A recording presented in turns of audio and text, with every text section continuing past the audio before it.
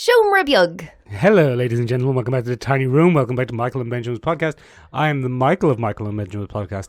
And after 131 episodes of Michael and Benjamin's podcast, I am joined by the man who, when he was a child, he caught a fever and his hands swelled up to balloons. And now he's got that feeling once again. He cannot understand this is just who he is. It's Benjamin. Yeah, I'm also known as Floyd, so you can call me that in your spare time. Ah, very good. And when I had that fever, I turned a very bubblegum hue. Hence my wondrous nickname that was stolen by bloody Keith Moon, prick, Pink Floyd. Benjamin, you've been ill this week. I've been fiercely under the weather, Michael. You'll have to forgive my tone. I've been watching a lot of Alan Rickman.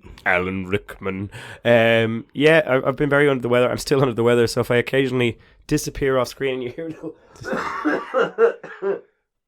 probably because I'm dying in the corner. There's no screen, Ben. It's podcasting. Anyway, should listen. Theme music for the podcast.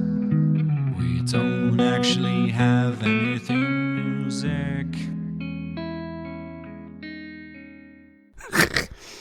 Very good. Ben, it's a bloody chock-a-block week of news, but old news, Ben, because they've only gone and done it, the bastards. Bloody They've only gone and bastards. released everything the Monday after we record on a Sunday. In the Hollywood Hills, Michael, they plot against us. They wait for the episode to come out, and they're like, right, they talked about this week, this week. Let's get them. Release all the trailers. Ben, it was CCX, I believe. What's CCX? Excuse me. I think it's Brazil Comic Con, isn't it? Is that what it was? Comics are very big in Brazil, Michael, but Apparently, I don't know. Yeah. We were going to have an episode with a Brazilian, but he disappeared, remember? Oh, yeah. Remember him? Yeah. Wonder where he is. You made him disappear. Yeah. In the desert outside Las Vegas. Well, one can only dream. What happens in Vegas, Ben? Usually gets broadcast all over the tabloids as soon as possible, because it's great news. I don't think so. Oh. Do you think it stays in Vegas? Oh, yeah. Oh. Most of the time. Oh. Anyway, Michael, you were on a point there and we just rambled. Yeah, what are you doing? The trailers, Ben, Monday, they all came out. Wonder Woman got a trailer. Wonder Woman. Well, that's very anarchistic. Anachronistic. Yeah, that's the fella. Ben, she's got her costume on from the Kingdom Come. Like big bloody Kingdom Come costume on her. Yeah, she's like a big shiny lady. Golden eagle thing. Yeah. Very good. Looking forward to it. Interestingly, Michael, it was pointed out that all, thanks to Crisis on Infinite Earths, all of the characters in the Trinity, a Batman, a Superman, a Wonder Woman's, have had their Kingdom Come costumes on screen now. On screen now, because bloody Kevin Conroy's there in a big bloody mech suit. Well, Ben, don't spend your load. We're talking about bloody Wonder Woman first. Great trailer. Where does Chris Pine come from? Where in the world has Chris Pine come from? Do you think he's a clone? I have never been more shocked until the time we found him hiding under your bed, Michael. Very, very unfortunate incident. Very unfortunate. Chris was just dropping in to say hello, to surprise his old friend Michael. Yeah.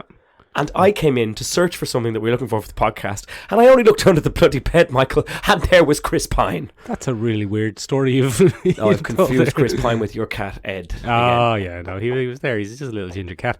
Ben, do you think he's a clone or some sort of magic ghost, or is he her imagination? What's going on? I'm going to say imagination. Do you think imagination? Is he a griefination? Because you see, there does appear to be a scene in the trailer where he's all shivery and shaky and he's like, we have to do this. So I'd say he's some sort of artificial construct that has a time limit. Maybe he's been built by Maxwell Lord in some form. Because he's a real prick. He is a real dickbag, apparently. Yeah. Real dickbag. I'm not all that caught up on who Maxwell Lord is. Maxwell Lord invented OMAC. Brother Eye. Brother Eye, I think. He invented Brother Eye, and Brother Eye can make you into an OMAC. So Wonder Woman decided to kill him.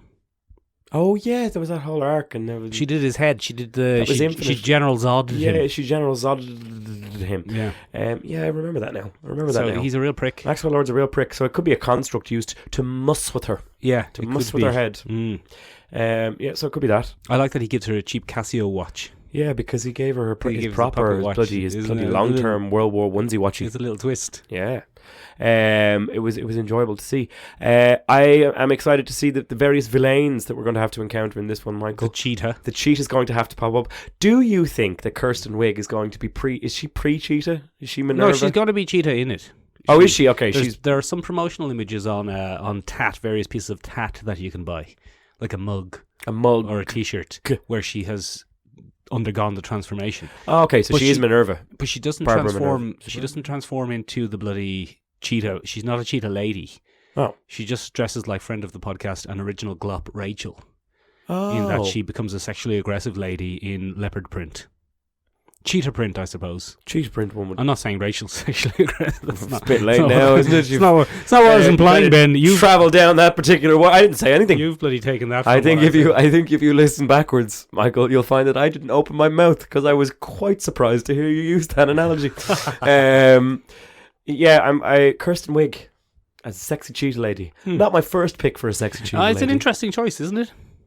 Very good for a nerdy pre-sexy cheetah lady. Mm-hmm.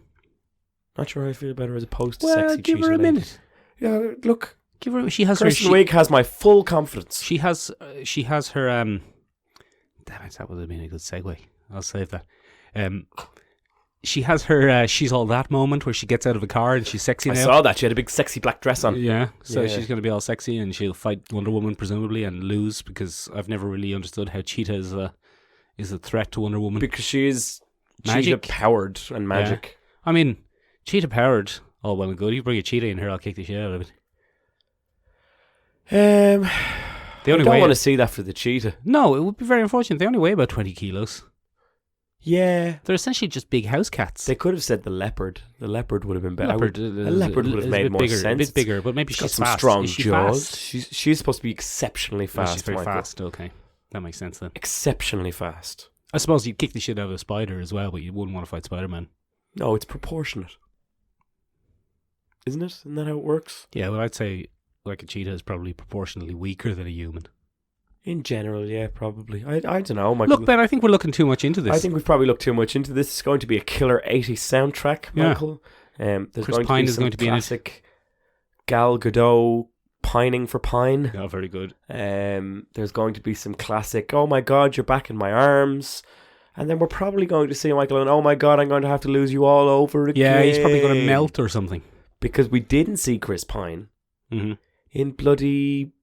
Justice League? Didn't see him in a Justice League. Batman vs Superman Dawn of Justice. Didn't see him in a Batman vs Superman Dawn of Justice. I like that Chris Pine popping up in the new movie completely kind of retcons the significance of that photograph. Thank you for bringing him back to me. Yeah. Because that photograph is completely moot now because she met him again in bloody 1984. When there were loads of photographs. When there were loads of fucking photographs. Couldn't go 10 foot for someone taking a photograph. Bloody a Kodak snap. Yeah.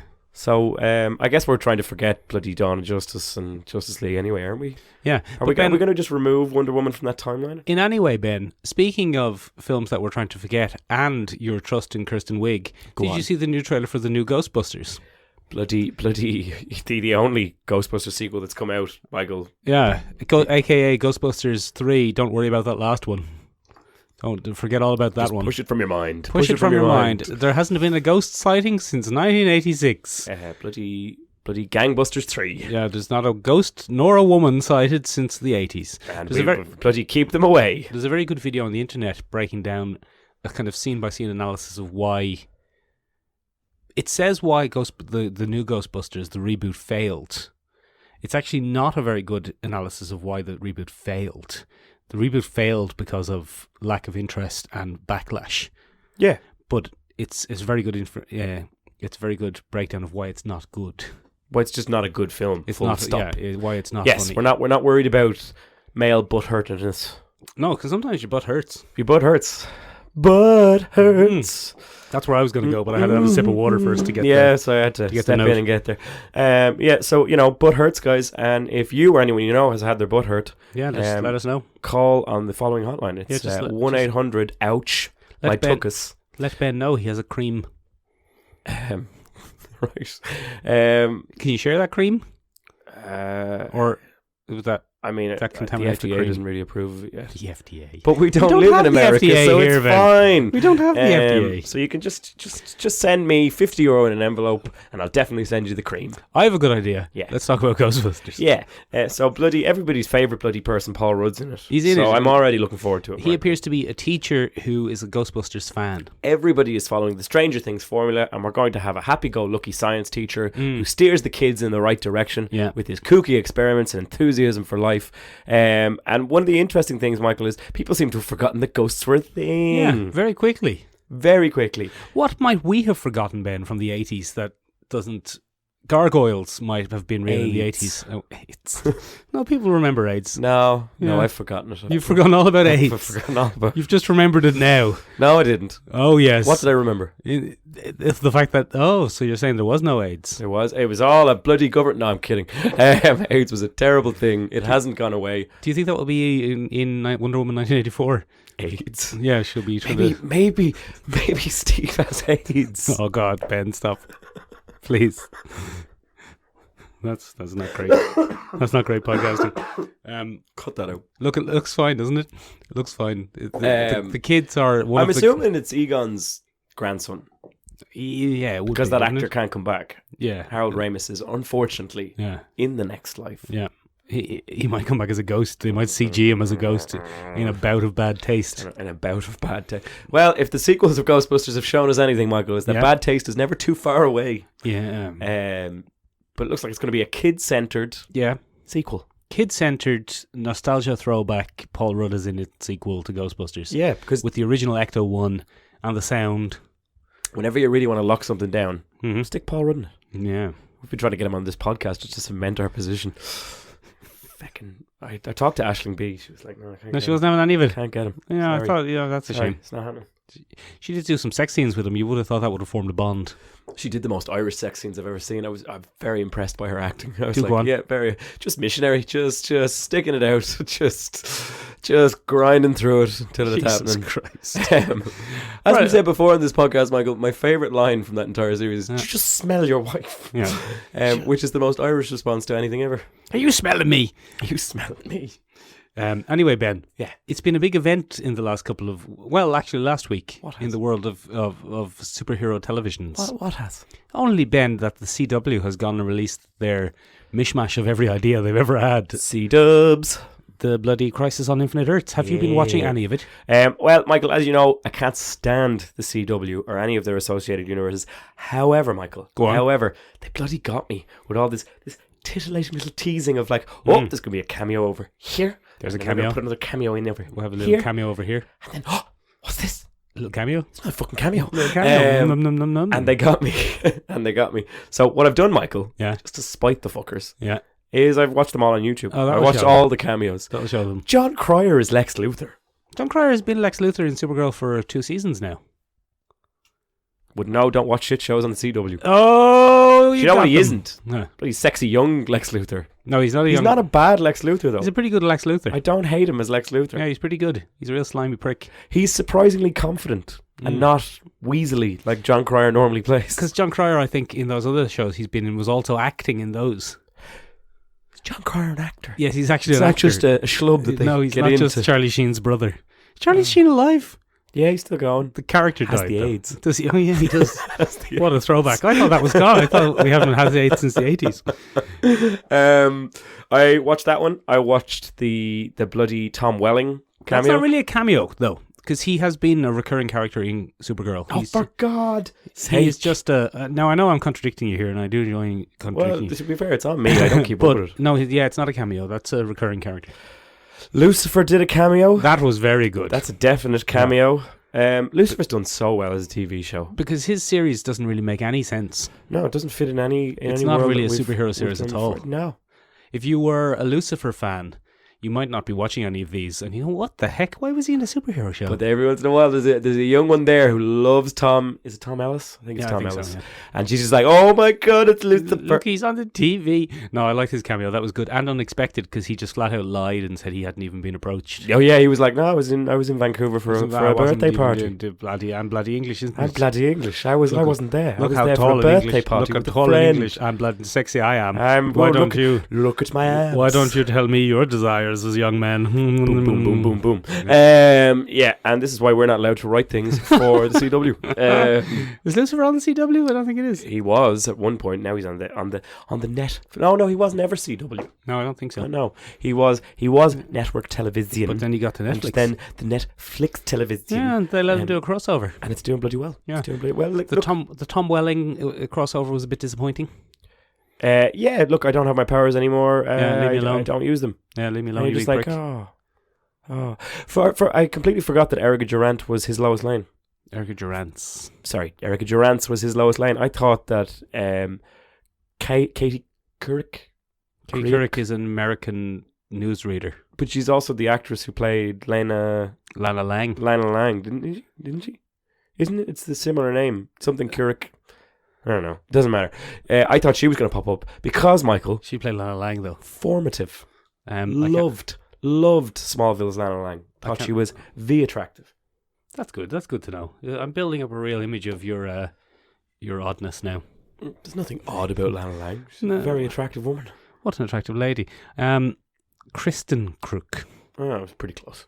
Katie Couric, the news anchor, was not. No, she's Smallville. Like a 70-year-old lady. Yeah, and then what other ones did I watch? Black Lightning has made his way over. I was trying to wrap my head around the crux of this kind of series, Michael. Bloody Paragons apparently is the crux of these series. Well, look, Ben, although it is the DC television equivalent of Marvel's Endgame, Marvel's Infinity War, Marvel's Endgame, it's really not. They don't have the budget for it. No. A lot of it is superheroes standing around back to back, kicking piece. Yes. Kicking thin air. What I was impressed by, Michael, was the Superman fight. The two Supermans. Who I did feel very embarrassed for, Michael, was the man who plays Superman on CW Supergirl. Tyler Hoechlin, I think. Because they put him up against Brandon Routh in the suit. Much bigger. Oh, my God. Yeah, Brandon Routh's a lot bigger. Brandon Routh was a much bigger, much more... I don't want to say much more in shape, but much more physically imposing. I think there's a bit of padding in Brandon Routh's suit. All the same, Michael. Yeah. Hot damn. He's a very tall man, you see. Hot damn. It's very easy to not notice how tall he is. Because Tyler Hoechlin, the guy who plays the super... He's very small and skinny looking. But I think he's about 6'1". Oh, Brandon Routh is just... Brandon Routh's a big egg. Jacked. But I think Tom Welling is actually even bigger. They didn't put him on bloody screen. They did. Well, no, they didn't put him standing beside Tyler Hoechlin. I don't know how to pronounce that guy's name. He would have been very small. But also, I think Brandon Routh is bigger than Henry Cavill. Wow. Yeah. He's a big man. He's a big unit, as they would say. He looked more like Superman than he did in his original 2006 run in Superman Returns. Well, the job in Superman Returns wasn't to look like Superman. It was to look like Christopher Reeve. Yeah, that's true. And he did a very good job of that. He did. In fairness. Yeah. And a very tragic Superman he plays in Crisis on Infinite Earths. Yeah, he's lost all his bloody... He's lost everyone. Which is the Kingdom Come story, isn't it? The Joker gets everyone. I'm sure Superman goes off and he's just a bloody farmer. That Joker's a real prick. Just a bloody farmer.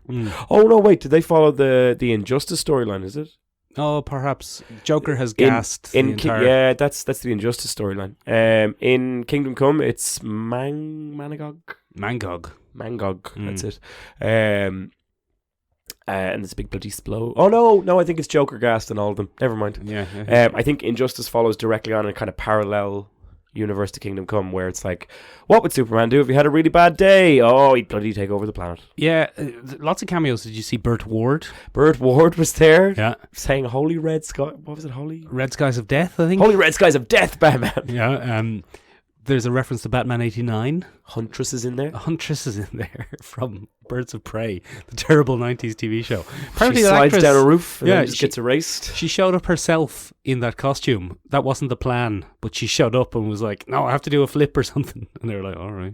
Just fair enough. Yeah, well, fair enough. That doesn't shock me. If you're going to insist, you big lunatic. Yeah, so they just let her do it.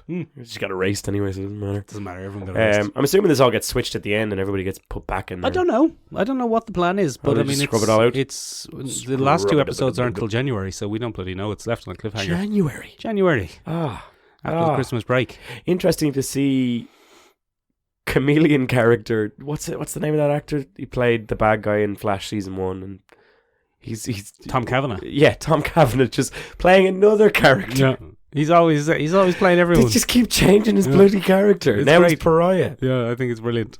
He's a different person every season. Why? I don't know. I think it's fun. Bloody alternate timeline. Alternate worlds. Everything's happening. Who's who and what's what. I liked him as the Anti-Flash. Professor Zoom? Was he Professor Zoom? No, he wasn't. No, he was the Reverse Flash. Reverse Flash, yeah. There are so many bad Flash villains who dress in the yellow costume that it's hard to keep. Or just Flash.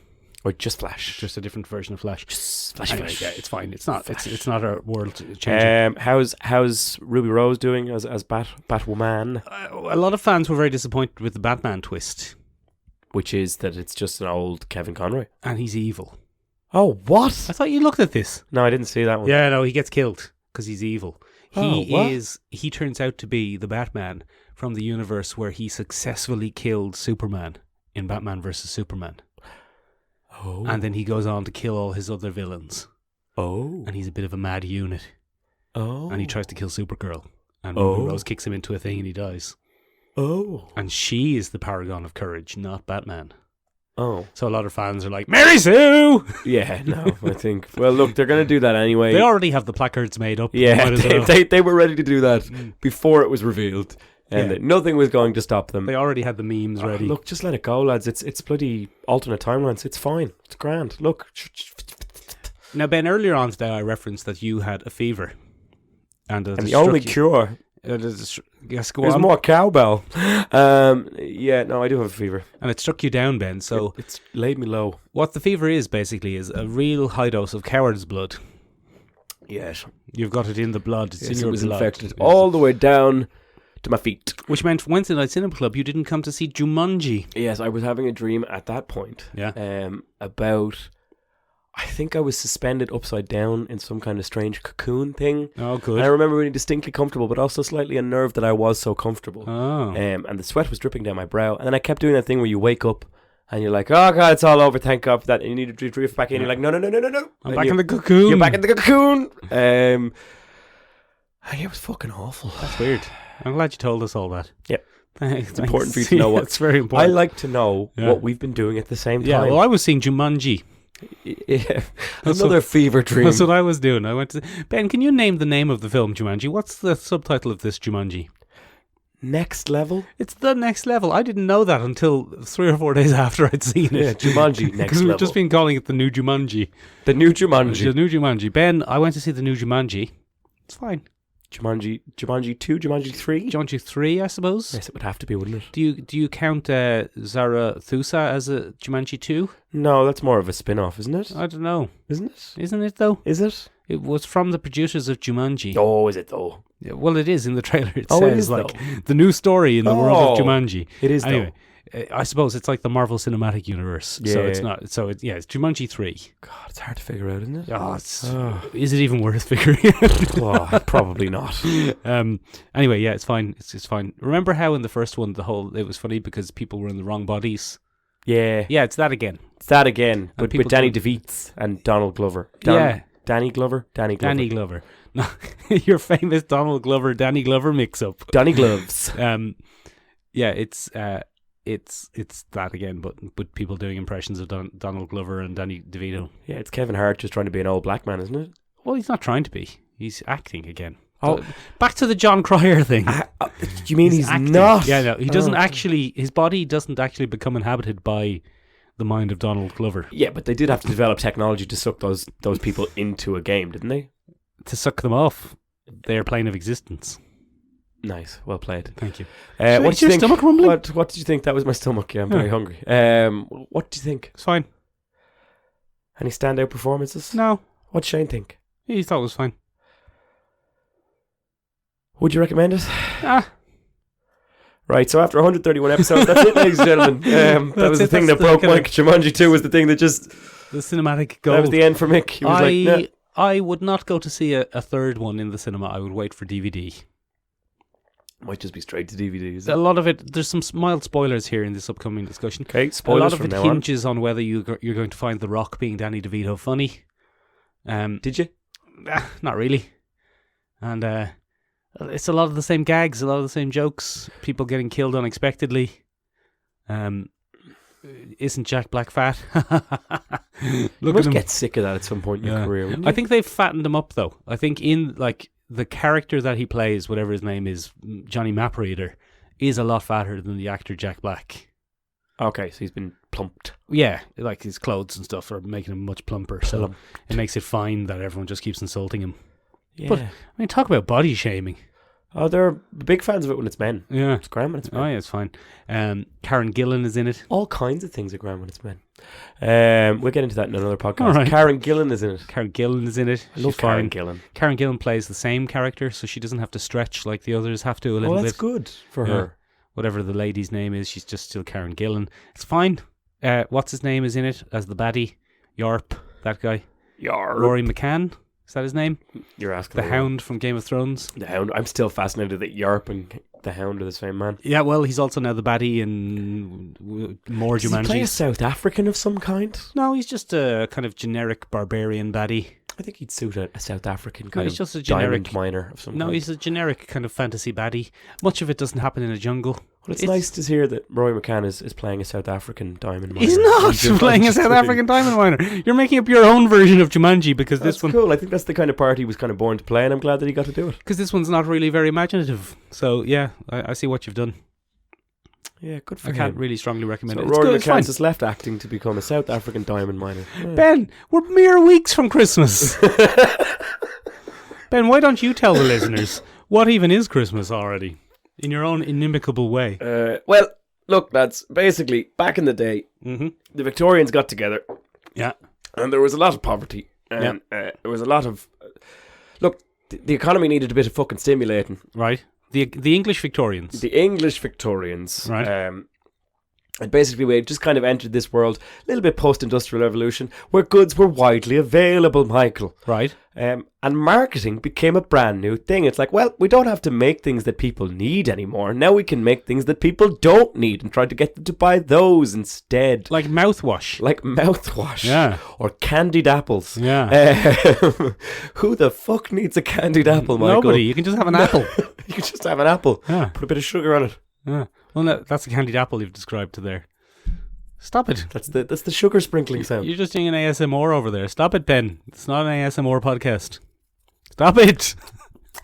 Right, Ben, that's dumb. So anyway, basically what happened was, to do that, they came up with bloody Christmas. No, I'm just kidding. There's once a year, Michael, on the 25th of December. Sometimes. The not everyone. Birthday, fictional or not fictional, depending how dedicated you are to a book that was written by a bunch of lads to keep people in their place. Well, we know what you bloody think anyway. Yeah. So there was this lad, right, from Nazareth. He was the only white man in all of Nazareth, right? Yeah. And he was born. They should have made him the leader then, probably. They should have made him the leader. And they did, Michael. Oh, very good. Yeah, anyway, he was born and we celebrate that. But basically, the Victorian holiday was really based around goods and stimulating the economy. So what you're saying is the modern Christmas is based around stimulating the economy in the depths of winter. I certainly think in a Western hemisphere, our modern Christmas is very much based on the Victorian Christmas, and very much based on the Dickensian concept of Christmas, which would have been established in A Christmas Carol, Michael, which we'll be seeing. Did we speak about the spooky adaptation that we're going to be seeing? No, we didn't actually. We didn't. We should. Go on then. Michael. It's a tried and tested story. We all know Ebenezer Scrooge. Yeah, he's a real prick. He's a real bad egg, and he's up there now, and he's got all his money. He's keeping it all together now. Why you did a voice? Because we said that we do that for bits from now on. For the listeners. For the listeners. And he's up there, and he's going, look, Jesus, I have all the money, and nobody else needs my money. And just what about Tiny Tim? Get the fuck away from me. And Tiny Tim comes along and says, here, come here to me, right? My leg's bum, right? So it's absolutely cat. Do you want to give me a hand? And Ebenezer's like, no, would you fuck off with you? And then basically, there's a bunch of lads up there on the ether plane, right? Mm-hmm. And they're taking a look down there, and they're going, that's no good. Phantasms. That's no pack of bloody phantasms up there. And they're taking a look and going, jeez, he's a real prick, isn't he? And they go, we go sort him out. So anyway, they sit there and they take turns throughout the evening. They come along and they go, hey, you, prickface, come here to me. I have something to show you. And every time he comes and goes, oh, jeez, that's terrible. I'm an awful bollocks. Right, and so it's basically like the worst hangover he's ever had, right? He's just got the fear. He's got the fear. That's all it is. And he wakes up on Christmas morning going, oh, Jesus, who did I send text to? Oh, Christ. Oh, Christ. But it turns out it's just Christmas instead. Yeah. And he gets the Christmas spirit, Michael. And it's a tried and tested tale. It's pretty grim if you read the original. Quite spooky if you read the original. It's a bit dark. And it would seem that noted director Ridley Scott took a read of this and said, oh, this is bloody dark. This is bloody fucking dark. I tell you what I'm going to bloody do with this. I'm gonna make a spirit burst out of his chest. Is that your Ridley Scott? He didn't. I don't know what Ridley Scott sounds like, actually. I think he's pretty slow. I think he's like, man, I'm going to make... He's like 100, isn't he? Is he British? Is he? No, I don't think so. I don't know what he is. He's very old. He's probably a South African diamond miner. He probably is. And he's in the new Jumanji as the villain. But anyway, he... Yes. Bloody Andy Serkis. Oh. And bloody Guy... Oh, he's English. What's his name? Guy... Pearce, thank you. Are going to be in a bloody BBC spooky adaptation. Oh, it's a BBC adaptation. In the style of a Penny Dreadful. Oh. So it's going to be a dark Victorian romp, and the spirits are much more malevolent than they are in the original tale. Andy Serkis is going to be plying his usual trade with a voice and a CGI manifestation. Is he a ghost? He's going to be a spooky ghost. Okay. I think he's going to be the main guide. I think he's going to be Marley. Marley. I think Jacob Marley's going to be kind of the constant guide. Okay. For him. And it's going to be a big bloody spooky romp. Oh, that sounds fun. Michael. I'm going to watch it. It's from the producers of Peaky Blinders. Would you not be worried about being frightened, Ben? Because I'll be a terrified wee boy behind a couch somewhere. Yeah, and then you'll be sent for a turkey. Hey, you boy. Go down to McGonagall's butcher and get us the biggest turkey leg you can find, you son of a bitch. Classic McGonagall's butcher references for all your Christmas needs, ladies and gentlemen. McGonagall's Butchers. So, Ben, that's the Christmas treat we're looking forward to this year, is it? But Michael, that's not what we're here to talk about. Well, it kind of is, isn't it? Yeah, it is actually. Sorry, never mind. Ben, just throwing back to your idea there that really it's all just about consumerism and purchasing things.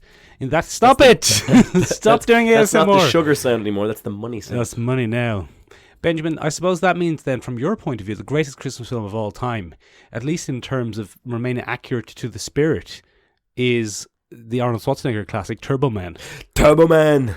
Yeah, absolutely. It is 100% true. It is...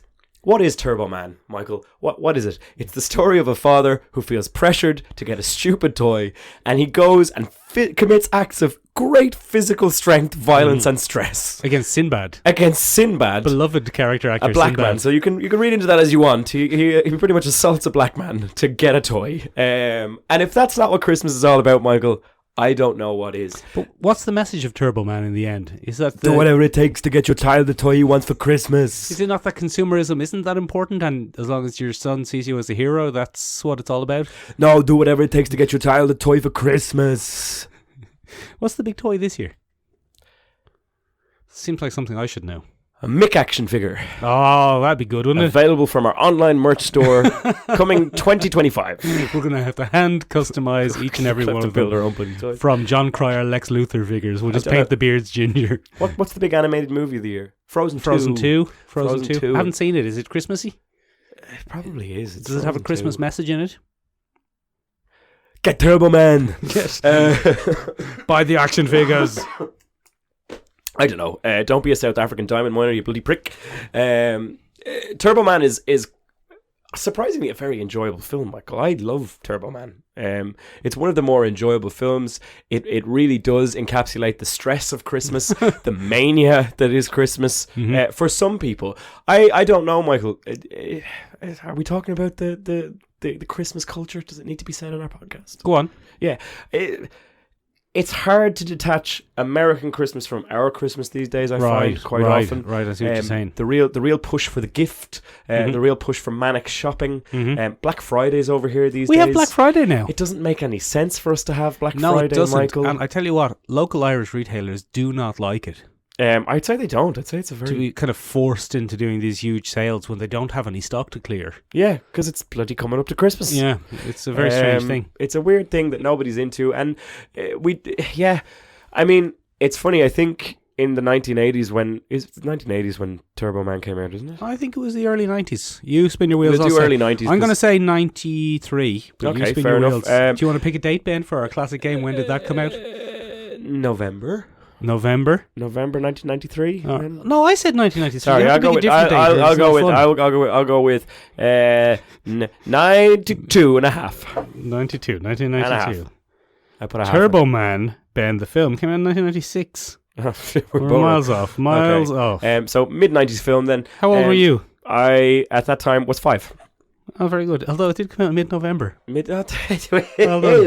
just understand how Christmas movies work, Michael. I don't know if that's really a great feat of anything. But anyway. It's not called Turbo Man. No, it's not. It's called The Last... Jingle All the Way. Jingle All the Way. Okay, sorry. We should have probably put that in the beginning. It's probably one of the more decent ones in that it unabashedly exposes what Americans will do for stuff. No, but I mean, it's funny when you watch the Black Friday sales. Mm-hmm. Yeah, I'm always taken aback by the level of aggression. Taking a black. I'm always taken aback by some of the aggressiveness, Michael. The push that people. We don't really have that here. No, we don't. It doesn't exist here. Often, you see news reports here, and they go, people are queuing up outside, and then they open the doors, and everyone politely walks in, and there's no drama, and look. Because you would inevitably receive a swift backhand from an old granny somewhere, and would you give over? Which is appropriate. But it's interesting, I suppose, in 1996... That's when it came out. That kind of predicted that early kind of push, because I think it was a very exaggerated. It was supposed to be a very exaggerated form of what people will do to get what they need for Christmas. You're saying that this film, in a lot of ways, inspired the modern culture of. Yes, people watched it and said, I'm going to do that this year. I'm going to fight Sinbad. I'm going to fight Sinbad for And everybody goes around in an Austrian accent going, no, I have to get there. I have to get over there. Give me that tickle me Elmo, Sinbad, you son of a bitch. You son of a bitch. I mean, and yeah, I think it was a very different time, Michael, because Sinbad was popular. Benjamin. Yeah. I went to see merely last night in our local cinema. Oh, we're just changing? Yeah. Okay, cool. Well, I think we've done. Do you have anything more to say? We've done about as much as we can. Think you have more to say about Jingle All the Way? I don't. No. Do you know Nando from Nando V Movies? Yeah. I think that's his favourite Christmas film. Fair. Yeah. It's a good Christmas film. It kind of really depends when you grew up, doesn't it? My favourite Christmas film is Some Like It Hot. Go on. It's not a Christmas film at all. Well, go on then. It's a film starring bloody Tony Curtis, Jack Lemmon, and Marilyn Monroe. Marilyn Monroe, yeah. And the only reason that I like it as a Christmas film is because I watched it at Christmas with my family. Okay. That's pretty much it. Is it in any way Christmas related? I think it's set in Christmas, but it's in a tropical island. So but it's set at Christmas? Oh, no, it's around the Valentine's Day Massacre. That's completely inaccurate. Never mind. So it's nothing to do with Christmas, but yet it's your favourite Christmas film. That's true of a lot of films, though. Yeah, I think you could say there are a lot of films that have nothing to do with Christmas, but I've set you up with a nice segue there, Michael. Well, I mean, it's not on the thing here. We're kind of just going off on a tangent, but there are a lot of films that are in no way Christmas films, but people think of them as Christmas films. Yeah, that's very true. I'm going to list some. Go on. The Wizard of Oz. Yes. On the TV every Christmas. Yes. And undoubtedly people associated with Christmas. Another interesting one, Where Eagles Dare. Where Eagles Dare. Starring Clint Eastwood and Tony Curtis. What's his name? Tony Collette. Richard Curtis. Richard Collette. Richard Collette. Yeah. Also, there's the other classics, Charlie and the Chocolate Factory. Yeah. Not a Christmas film. Not a Christmas thing in sight, but this might be a very uniquely Irish thing we're having now. It's just RTE. It's just what RTE puts on at Christmas. When we were limited in our selection of channels, these were what we saw at Christmas. Thankfully, we are in a very Irish podcast. So yeah. We can probably I hate E.T. You hate E.T.? I hate E.T. What? I think it's one of the worst films. He's got a long bendy finger. Ever. It's so irritating. Good product placement, though. Excellent product placement. And I hate that everything copies it. And I just don't like it as a film. But that's just me. You love the film Mac and Me, though, don't you? Mac and Me is a phenomenal film. Love it. Phenomenal film. Not a Christmas film, though. And Jumanji 3, Electric Boogaloo. No, Jumanji 3 is the next level. Jumanji 3, it's more of the same. Don't be a diamond miner. Yeah, Karen Gillan will kick you in the head. Anyway, sorry, go on. Any other films? There are a few. Mrs. Doubtfire. Yeah, I love Mrs. Doubtfire. I bet you do, you creep.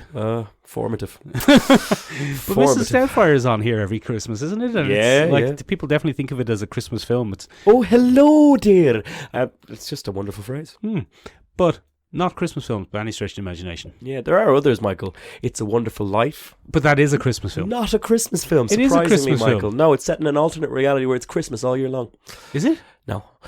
It is a Christmas film. Another classic one, A Christmas Carol, Michael. Not a Christmas film. No, it is. It has Christmas in the name. No, it's set in an alternate universe where it's Christmas all year long. I think you've gone too far with this bit now and are now slightly confusing me. No, I don't think that's true, Michael. So anyway, let's talk about films that are Christmas films. Fair. Because we've got some on the bloody list here. Ben, merely last night of all nights. But last night, Michael, the night before Christmas... No, I'm just joking. It's not the night before Christmas. I saw every gentleman's and most ladies' favourite Christmas film. Yeah. Die Hard. Die Hard. Yeah, it's very good.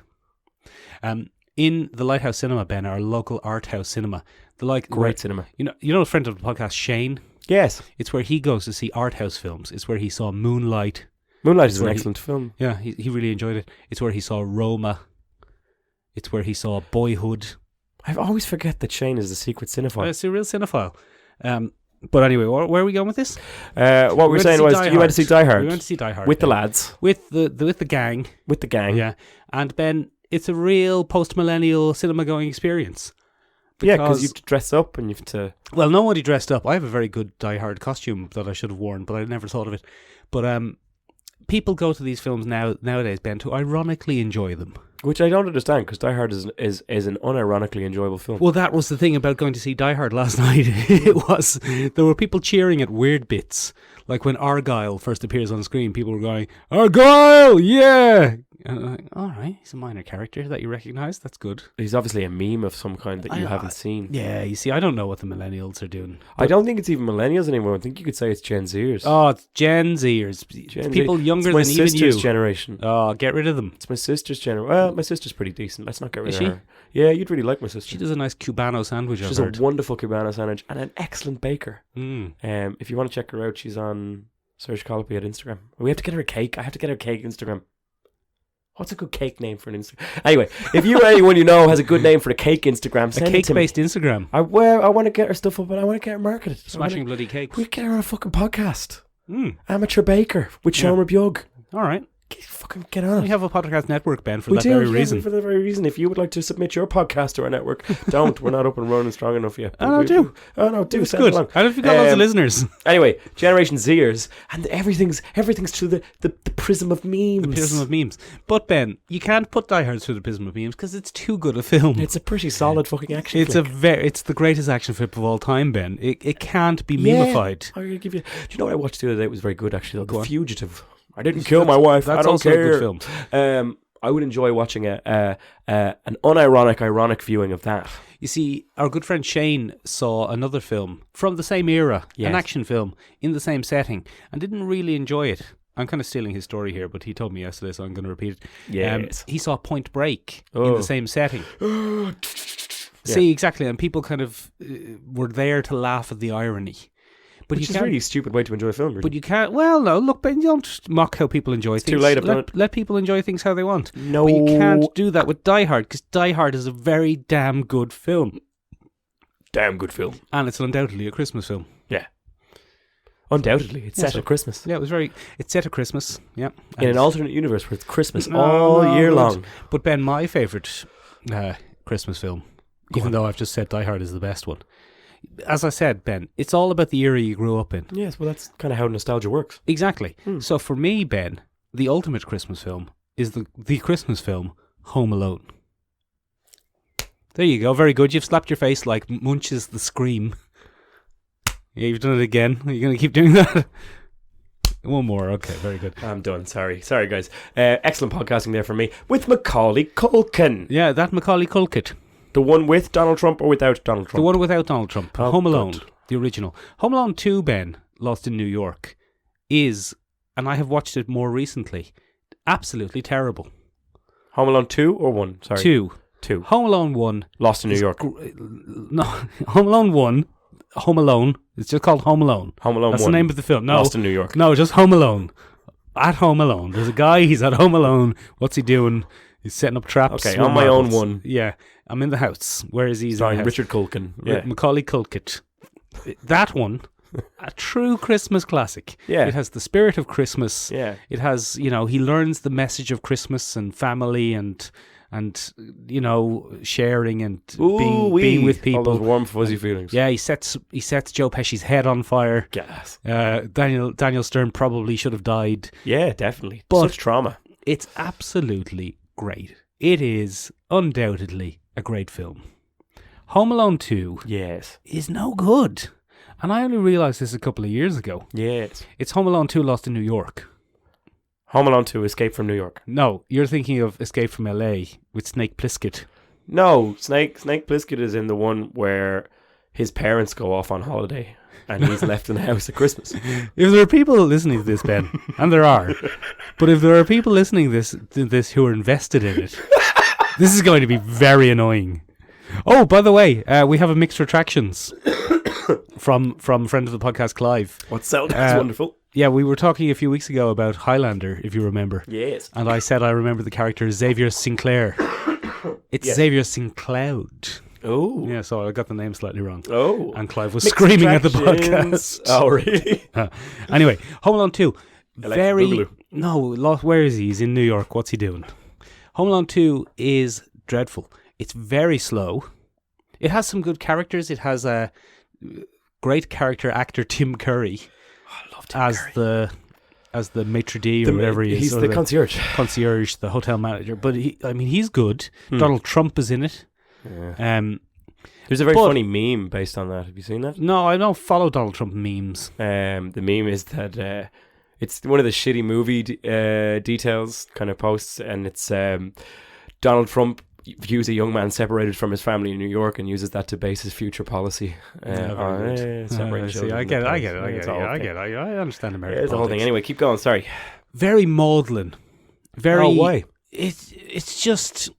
There's the old lady who's homeless. That's really sad. It's too sad, and it's the guy with the shovel from the first one, taken up a notch and dragged out. Yeah, and everything about it. The guy in the toy shop. I mean, the old guy with the shovel is a really nice message in the first one. The old guy with the shovel, the grumpy Santa who gives him the last couple of sweets. Yeah. There's some really nice messages in Home Alone 1. And it's really tight. And then you get to the excitement. The excitement in Home Alone 2 only happens, we were watching that bloody film for an hour and 20 minutes before Daniel Stern gets hit in the head with anything. And what's the point in that? Exactly. And just the messages are so long and drawn out, and it's really, really slow and boring and over the top in its Christmas spirit. Do you think the New York Film Board just wanted a nice Christmas movie to boost sales? The thing is, my good lady and we have been to New York twice around the Christmas period. Probably because of that film, which is quite funny because... Really? Yeah, which is quite funny. It is quite funny. Isn't it? Yeah. Especially because both of us now, as adults, don't really like it. New York? No, the film. Oh. we really like going to New York at Christmas, but the film, take your leave. Yeah, well, it's not a great film, as you've so accurately pointed out Home there. Alone 1, though. Home Alone 1 is a phenomenal film. Mamma mia. My favourite fact about Home Alone 1 is the Angels with Dirty Faces mini-film. Yeah. It's completely fake. Yeah, well, it's made up for the film. But one of the most common searches around that film is, what is the name of the film, you dirty animal, you filthy animal. And it's all made up for the thing. It's just a perfectly made up film. Ben, Such prep work. Your favourite film of Christmas? Yeah. I don't know if you've already said, but I've decided for this bit, it's Iron Man 3. Iron Man 3 is my favourite Christmas film. I'm looking forward to seeing Guy Pearce reprise his role as the Mandarin in the upcoming BBC drama, A Christmas Carol. I really, really... not one of Shane Black's best. I like it. But a pretty good film. Better than 2. It is better than 2. It's an alright Christmas film. It is very... not thematically, but tonally similar to Jane Black's, his lady equivalent. Jane Black's his lady twin clone. To Jane Black's other Christmas film, Kiss Kiss Bang Bang.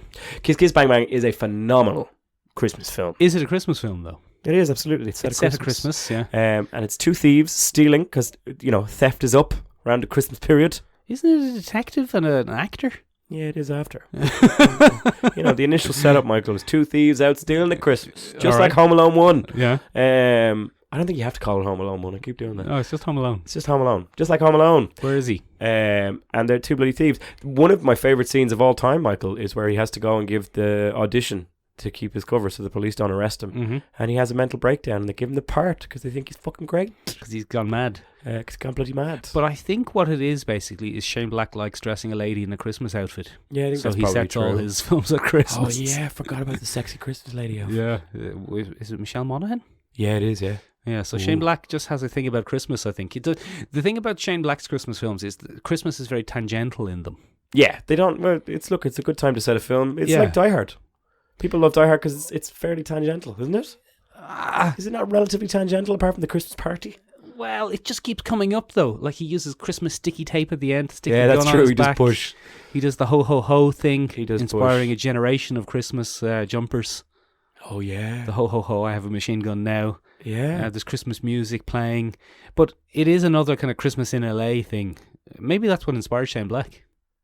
It would explain a lot. I always find it very hard. I find it to be very jarring when I see sunny Christmases in American films because Christmas is not a sunny time for us here. What's your favourite Christmas film, Ben?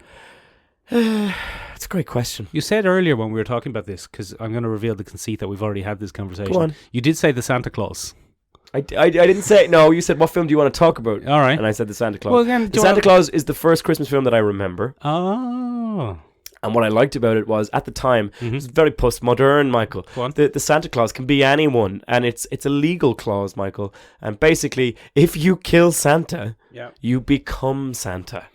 Which is the most barbarian-style Chronicles of Riddick, keep what you kill logic that I've ever seen. At the time, I didn't realise that. But what I love now, looking back... Is that Tim Allen? What did Tim Allen do? Why do people not like him? Tim Allen was in Home Improvement. He's massively conservative. Is that what it is? Did he not go to jail or something? Well, he's had a couple of DUIs, and I think he hit someone with a car once. Okay, he's a bit of a bad bloke. He's a bit of a bad bloke. All right. You'll also notice that in the new Toy Story, his role was significantly downsized, Michael. I haven't seen it, Ben. Buzz Lightyear is not a significant character in the new... Really? Well, I mean, he is. He's important, but he doesn't get as many lines or anything like that. Tim Allen is hugely conservative. Yeah, he's a Donald Trump supporter. I didn't know he's that. a pro-Trumper. So I think that's kind of why people have gone very much off Mr. Tim Allen. Oh, is it? I mean, it's not. He said, here's one of his famous quotes. Oh, God. Women are like... set me up on his voice there, Ben. Women are like cars. No, it's not quite like that either. I'll just do it in my voice. Women are like cars. We all want a Ferrari. Sometimes we want a pickup truck. And we end up with a station wagon. I mean, that's just like, why would you say that? Oh, Tim? God. Tim, you don't have to say that. Timothy? While awaiting sentencing, I decided to give stand-up comedy a shot. The judge has suggested I get my act together. And I took him seriously. I don't know if that's a joke or not. I don't think that's... I think that's probably just how he got into stand-up. It's just one of those great 80s icons that have just fallen on hard times. Cosby. Never Allen. comment on a woman's rear end, Ben. Never use the words large or size with rear end. Never. Avoid the area altogether. Trust me. A classic. What a Jake. Oh boy, women sure are sensitive about their weight, eh, fellas? Fucking. Go on anyway. Tell us about the Santa Shitty Claus stand-up. and your idol, notorious bad bloke. Now Tim I Allen. enjoy it because it's a Christmas movie that opens with a dead Santa. Mm. That's the crux of it. Does someone kill him accidentally? Yeah, he scares him. What happens is Tim Allen and his son Charlie Allen. yeah. Well, I don't know. Yeah, maybe. Are in a car on a drive. Yeah. And they stop outside a house. Yeah. And they see a gentleman upon the roof. Yes, who is it? Santa Claus? It is Santa Claus. Saint Nick. Old Saint Nick Old himself. Saint Nick himself. Old Tim Allen. Sinterklaas. Tim Allen, being the conservative nightmare that he is, gets out of the car and says, "Hey, get off my roof!" Yeah, you big fat ass. And Santa Claus, who has clearly never been caught or screamed at upon a roof before, goes, "Oh!" He gets startled. Gets a little startled. Easily startled Santa Claus. Takes like a cat. slip. I'm going to do the sound. Yeah. Right, that won't pick up on mics, but it was pretty good. And he falls off the roof, and he does a death. And Charlie, the Charlie young Allen, goes, Dad, we have to finish Santa's job because we can't kill Santa and then do nothing. Yeah. And Tim Allen is like, no, I really would rather just go home and report this to the police. All right. And Charlie is like, no, we have to do Santa's job. Yeah. And he's just like, fine, fuck it, Jesus, fuck it. And he puts on Santa's clothes. Yeah. Because Santa's body disappears. He's kind of like a force ghost. Okay, the clothes When stay. they die, it's just like, whew, and the clothes are left behind. That's how I want to go. So he puts on the suit. Mm-hmm. And he becomes the Santa because he wears the suit. Right. So should you don the clothing of Santa Claus, you must bear the mantle of Santa Claus.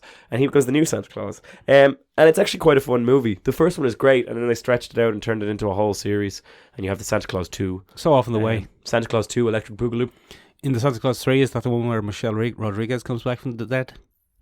No, that's Santa Claus Fast and Furious. That's what you've done. And that's a whole thing.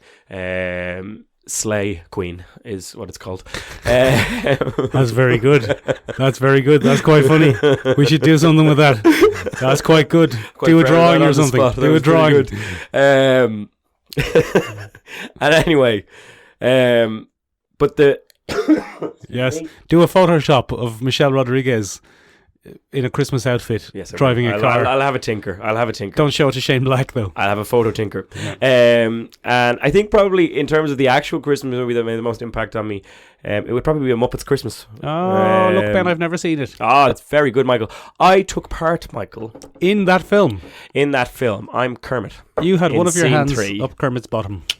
All the way up there. No, I actually took part in one of the strange bloody lighthouse things to go see. Oh, did you? A Christmas Carol 2 years ago. This episode is not sponsored by Lighthouse Cinemas. But if the Lighthouse Cinemas, genuinely, if the Lighthouse Cinema does want to sponsor us, I'd be alright with that. They'd be perfectly okay with that.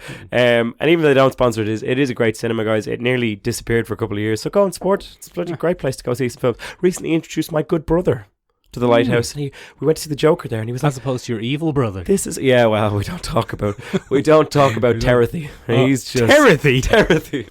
I was just going to go with the classic comedy Stand By Philip. Philip Colby.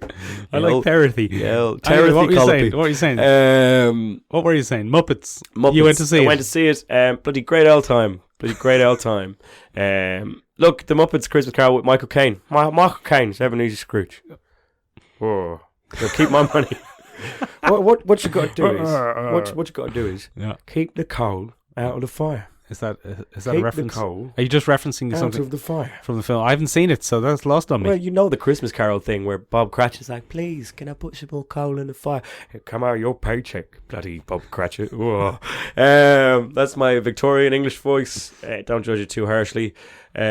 But yeah, that would probably be my big Christmas film. It would be my top recommendation for a Christmas film this Christmas. Ben, ask the listeners what are their Christmas films. Lads, what are your bloody Christmas films, huh? What are your favourite ones? What do you like to listen to? What do you get involved with? Let us know down below in the comments. More importantly, guys, go on. Listen up. Open up those ear holes. Listen up here. You don't have a choice. All ear holes are open. Yeah. Unless you've had a weird industrial accident and they've been fused shut, in which case very sorry. Are you using bone induction to listen to us? How's that working?